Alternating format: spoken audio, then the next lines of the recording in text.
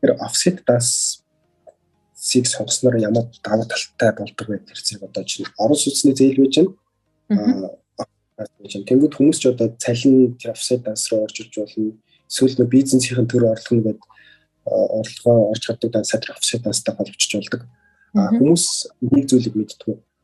Орон сууцны зээлийн хүү яаж тооцогддог вэ гэхээр зэрэг өдөр болгоны одоо хүний тооцол тэр тооцож одоо жишээ нь хүн $400,000 зээлтэй $100,000 одоо offset данстай одоо жишээ нэг хонолчлаа гэж бодоход те тухайн өдрийн хүн одоо $300,000 дээр цорилж тухайн өдрийн хүн тооцогдож явдаг. Тэгэхээр зэрэг offset дасны бас давуу тал нь бас юм давуу талтай. Хүмүүс одоо хэрэглэхгүй хадгаламж ч гэх юм уу те. Одоо чинь 3% үүтэй одоо орон сууцны зээлтэй байлгаж бодоход би өөрийнхөө мөнгийг зүгээр л offset дастай хийснээрээ